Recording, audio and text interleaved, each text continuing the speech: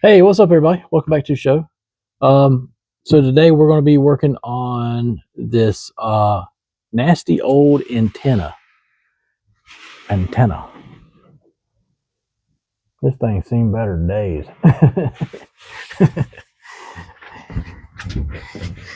So what I'm gonna do is I'm gonna get it off if I can, and I'm gonna replace it. I'm not gonna leave it off because technically there is still a radio in this car. It's an upgraded aftermarket radio, stereo system, whatever you want to call it. And it's got all the bells and whistles. It's got USB. It's got Bluetooth.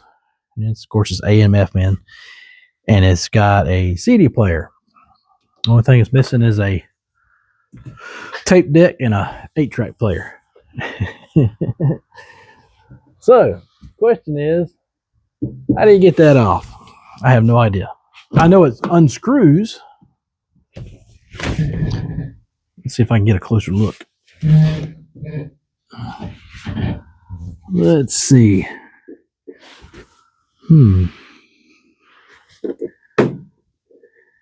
Interesting. What if we can peel all this junk away? Most of it's already coming apart. That's nasty. Dry rotted. Any rubber on your car, including your tires, will dry rot over a period of time. Just the elements get to it. So,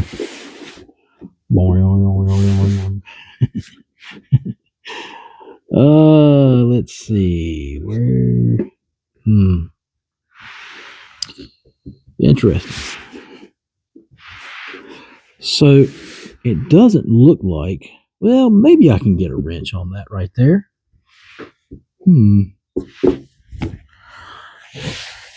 Let's see. I might have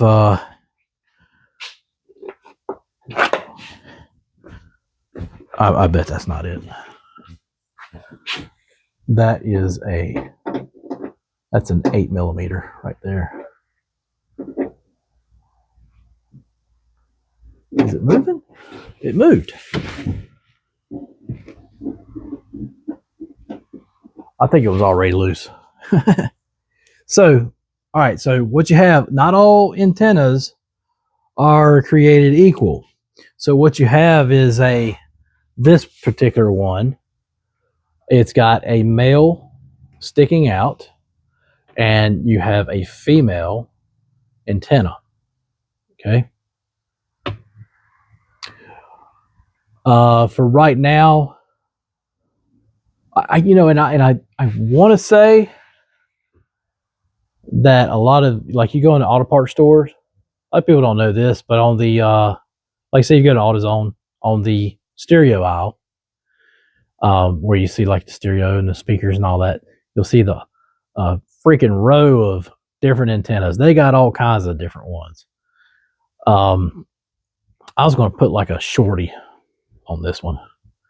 I don't know if you remember, like back in, like, what was it? Back in the 90s, when they had those rubber ones, they were like a foot long. And I remember my brother had one on his, I can't remember what year it was, but it was a Ford EXP. Look it up. It looks like an old Mustang or something, or is a Ford Escort EXP. I think that's what it was. Anyway, and he had one of the things on there. We watched it, and he had one of those chamois, like the sheep's skin chamois or whatever. And I went to clean that thing, and it was nothing but black all over it. Ruined that chamois. I bet he still got that chamois somewhere. It's probably in his barn somewhere. I can't believe how easy that came off. Good. One less thing to worry about. I could just leave it off, because technically I don't really use the radio. I use Bluetooth. Look up songs on my phone and just run the Bluetooth. Like, who listens to the radio anymore? I think the only times that I would listen to the radio is if it was some kind of emergency, or I can't pick up anything on my phone. I'm out in the stick somewhere, my phone don't work or something like that, or my phone dies, battery is, or I need to save a battery, something like that. Yeah. Anyway, that was easy. I thought that video was going to be way longer than that. Okay. Well, let me see if I got anything else I can do. I mean,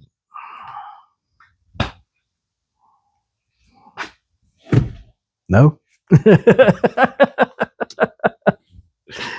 Dude, I've already done a lot on this car. You don't even know. Now these cars, the price on them, they're usually only rated. And by the way, this, in case you didn't know, this is my 2001 Ford Focus hatchback ZX3, and most of these, the prices on them, the highest prices I've seen as far as a 2001 are maybe $2,500, but they need a lot of work. So I still haven't seen one that's actually like nothing wrong with it. And by the way, this only has like 153,000 miles on it. It'll go up as I drive it, but still, that's low for a 2001. And like I said, I've done a ton of work to it. The second guy, I believe, before me, did a ton of work for it. I don't think the guy I bought it from, I don't think he did any work to it. I don't think so. But anyway, tons of work has been done to it. It's not a perfect car. There's no such thing as a perfect car. I still have, let me show you. I still have this back here. Let me show you here. I still have this good old dent right here. So what I'm gonna do is I'm gonna go over to Dollar General. They have glue sticks in there, and they're thick. They're like as big as my thumb, and they're probably like almost like foot long or something like that. And because the ones I bought, let me show you what I bought. The ones I bought didn't work. I don't know what kind of glue these things are made out of, but they have like a purplish, bluish tint to them. Let me show you. These things. Of course, on here they look clear, but well, the camera doesn't do it justice because they literally have a bluish tint to them, or purple, blue, purple, whatever, purple. So they have that tint, and I mean, I took like a whole handful of them, stuck them on there, and then it just fell right off. It didn't work. I don't know if I was doing something wrong, maybe, because there's tons of videos showing how to take that dent out with that. I even tried the call it the bottle trick, where you take like a water bottle and you use a hot glue gun, you glue the cap on, right? You let it cool, and you screw your bottle in there and you pull. Did not work.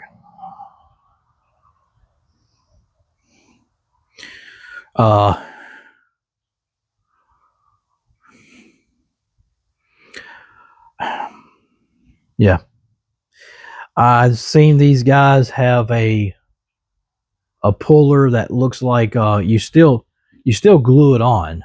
You glue it on there.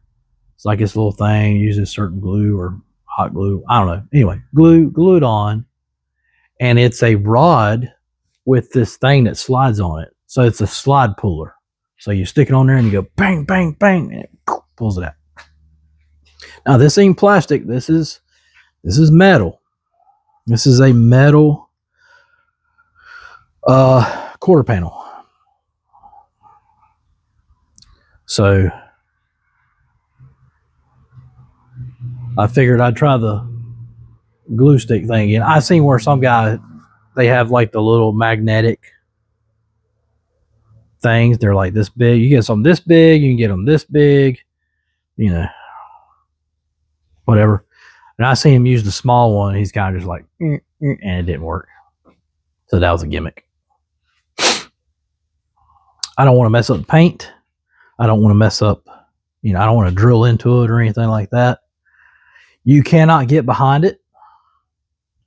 You can't get anywhere behind it. It is enclosed. It's enclosed inside of that quarter panel, which is weird. Like I had the whole inside taken off, the trim panel, the plastic trim panel, took it all off, took the tail light out, everything, got up underneath, looked up in the fender well there and all that, not even close. There's no way to get to it. It's closed off. It's a closed off room. It's very strange. So, but if anybody's watching this and, you think you can come pull it out, be my guest. It doesn't look like, it would cost that much to do, $20. I used to know a guy who used to pull dents, but we just kind of fell out of touch with him. He's not from around here anyway. So I would call him up because he'd be like, yeah, $20. He's boasted dents like that or whatever. They'd be like, yeah, $20. $20 pulled out. So not to sound cheap or anything, but I mean, it's just a regular little dent, man. I mean, there's nothing. It's like it's as big as the gas cap door. It's not that bad. But anyway, I got that one, and I got one that some kind of. Can you see that one? Yeah, there you go. See that? But I'm not worried about that one. It's just this one that I want to get out because it's annoying. Because I'm kind of like, I don't like that. I don't like that. By the way, I know y'all probably seen there's a video, a very popular video of a Ford Focus. It's an SVT. And all these guys, take it into their professional shop and everything. And it's like a multicolored Ford Focus. And what they're trying to do is they're trying to get it ready for SEMA. And this video is like, I think it's several years old. I think it's like 3 or 4 years old. Anyway, they end up like wrapping it in like this gray, it's just a gray, like my shirt, my jacket. I mean, it's just a gray wrap or whatever. I mean, it looks good and everything, but I swear to you, I saw it for sale on Marketplace. And it was like $3,500 or something. I'm sitting there going, that can't be. It probably wasn't it.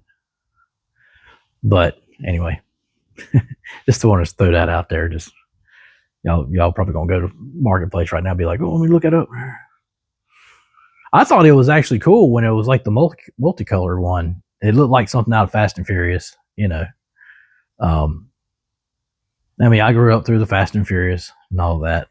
I was there when it started, and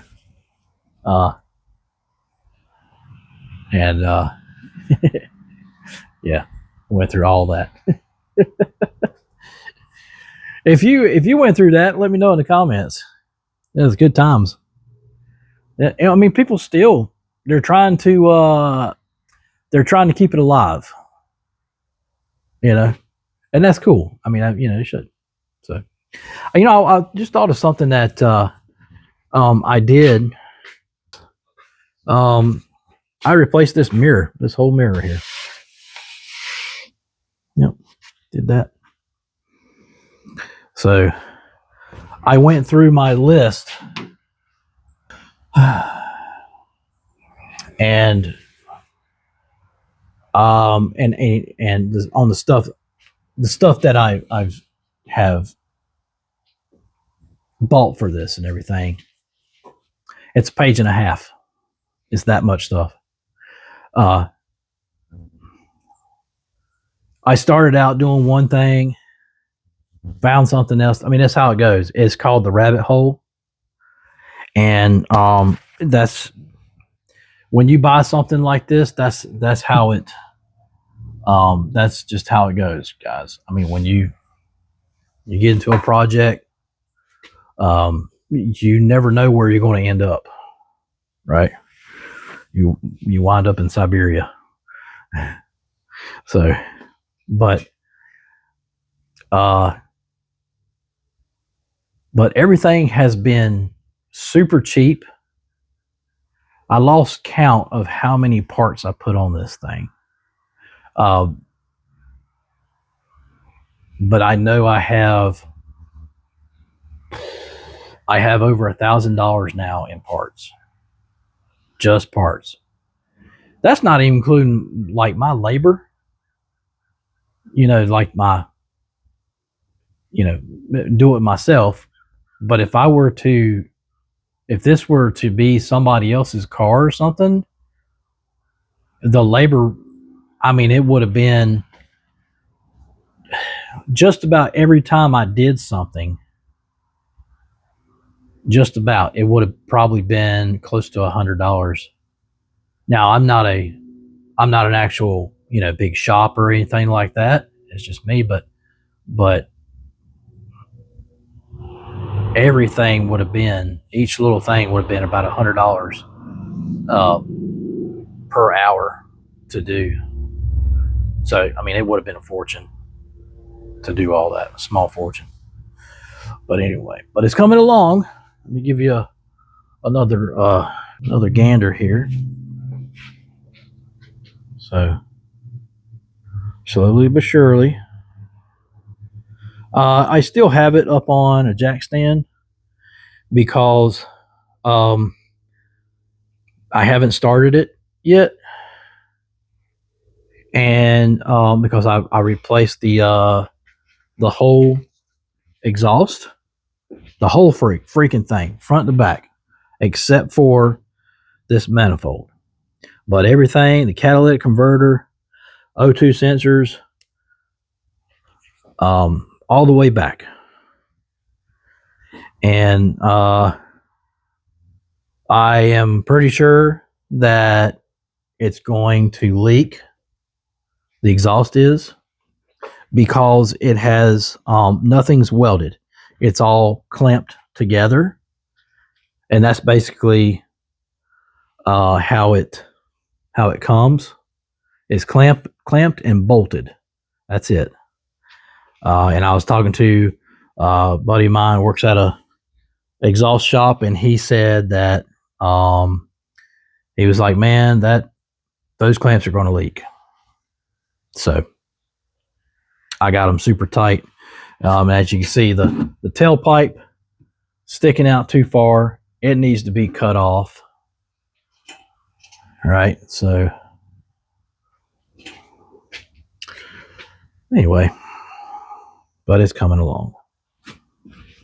So one thing at a time, slowly but surely. If you're working on a project yourself, don't give up. Stick in there, because I mean, in the long run, I mean, it's worth it.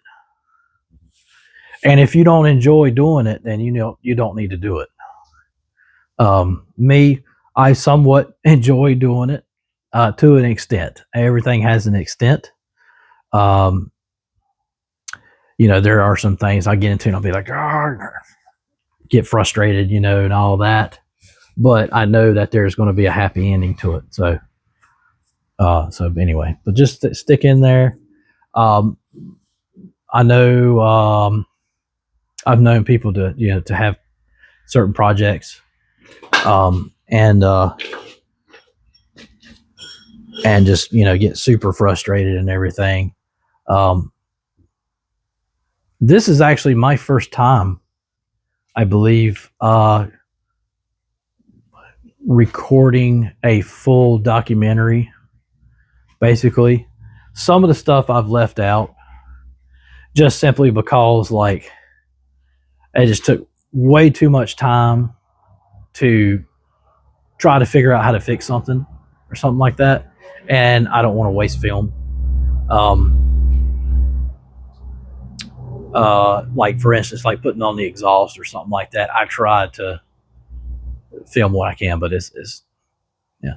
I don't have a lift. If I had a lift, that'd be a totally different show. Maybe in the future, we'll see. But yeah, I can't wait to drive this thing. I have driven it, and it's fun to drive, but I can't wait to drive it, like, afterwards, to see, you know, how everything goes. I am a little worried about certain things. One of the things I'm worried about is the oxygen sensors, because they are so cheap in price. Working at an auto parts store in the past, I've heard horror stories about oxygen sensors, and yeah, they say, you know, don't ever wear don't ever use the cheap ones, you know, and you know, you get what you pay for. So, but anyway, all I'm doing is waiting on parts, EGR valve and EGR pipe. And I looked at the throttle body. I looked down into it, and it's really, you know, it's black. it's dark. Stuck my finger down in it, and yeah, it's dark. They make this cleaner, because I can't get all the way down in there, because obviously, you know, the throttle body's not big enough. You can't get all the way down in there, and it would be really nice. So they make a cleaner. It's made by Seafoam, right? Comes in a little white bottle. Not talking about the actual Seafoam that you buy. This is different. This is it's got like a tube, a curvy looking tube that comes with it, and that tube sticks in the throttle body and everything. Watch a video on it. Just go on the YouTube and type in Seafoam throttle body cleaner. That might be what you need to look up. But it should be a tube, a curvy tube. So they take the intake off, like the rubber part going to the throttle body, and they stick that tube in there, and then they put the tube, the throttle body tube, yeah, intake tube. They stick it back on there and everything, and then they start the car, and then it runs through, you know, all that, cleans out the injectors, cleans the throttle body, cleans all the help intake and everything, supposed to. And I believe you see like white smoke just pour out like a choo-choo train, you know. So I might try that, maybe. I'm gonna go watch another video on it. I don't know if I ever sold anybody. We used to sell a lot of Seafoam. Seafoam, like in the little white can, or you get the high mileage one and a silver one. So that stuff, man, you could put it in just about anything. You could put it in your crankcase. You can put it in your gas tank. Any of that crap, man. You just pour it in there, clean it all out. So, yeah. Let me know what y'all think about that Seafoam, the one where you put everywhere, and if you know about the one for the throttle bodies, let me know what y'all think about that too. Because I've never used it. I've used Seafoam in the gas. Okay, so here's a funny thing. So my Civic I used to have, I put half a bottle in the gas tank, and then I took the other one, took a vacuum line off of the intake, put it down in there, and let it drink like a straw. And not once did my car smoke. So I don't know what's up with that, because it's supposed to smoke. You just it smokes so bad it looks like you got a blown head gasket. That's how much it just pours out. Yeah. It might be snake oil. I don't know. But there's people out that used to come in there, they would swear by it. They would be like, dude, this is the best stuff. I remember there used to be this guy used to come up here with a Jeep Wrangler. I swear to you, he would come up there every week, seemed like, and he'd be out there putting it in his Jeep, cleaning all that out and everything. Yeah, I don't know if I trust all that, but it does get gummed up.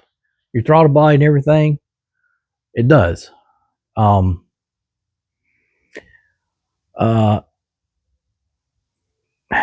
there ain't no way I can show you. I could if I had like 2 more hands, maybe, or something. I ain't trying to do all that. But anyway, you look up. Next time you do, look open your throttle body. Open it up. You know, don't touch the flap.